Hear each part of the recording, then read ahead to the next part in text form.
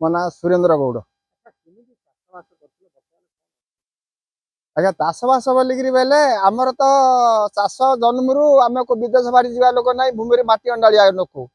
आम जो चाष बास तली तुला पकईलु जी कर्म करने कथा साउ सबर आणिकी आज हपरा काली हपरा बोली साउ सबर कर बहुत टंका पैसा गुड़े आणिकी खर्च कलु मंजी मंजी पैसा हेल्ला साउकाठ गलु आम मंजी किणमु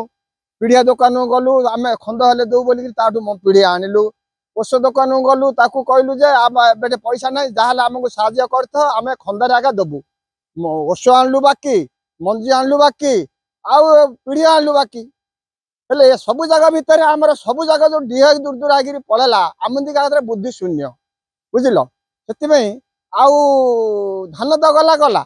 ये परिया खंडटा हेल्ला टोटल सब जगह पड़ेगा ये 3 दिन में बहुत क्षति होगला हेल्ला आम उपाय कौन करूँ बोलूँ आम तो कड़े जावा लोक ना आम विदेश जीवु बोलचु ना साउ सबर बोलते तुम ना जमी बाड़ बिकी देदेव सीना आम कौन तुम होते कौन आम दे मैंने जवाब दौर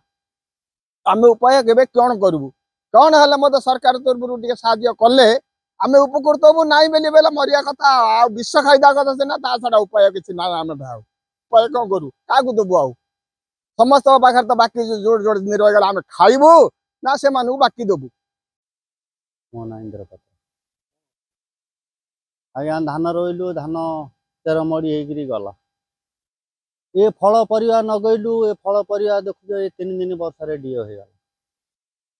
ये मंजी वाला डुआलु मंजी वाला बाकी पत्र करी मंजी वाला डुआलु पीढ़िया वाला बाकी पत्र करी आनलु ये बाकी पत्र करी सब एता कलु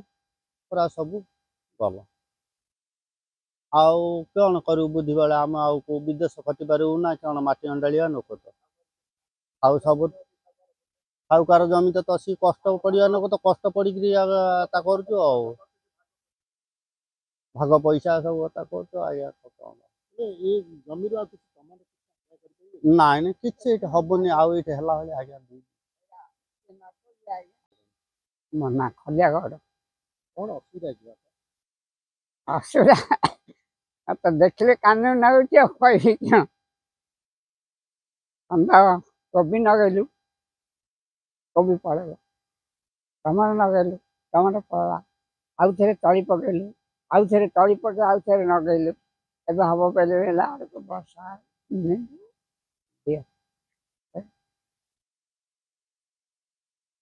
धान तो किसी ना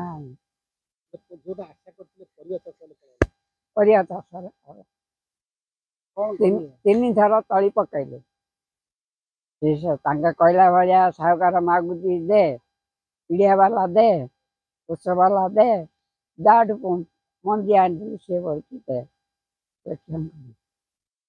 आम बिक्री मंजी के रख बुढ़ा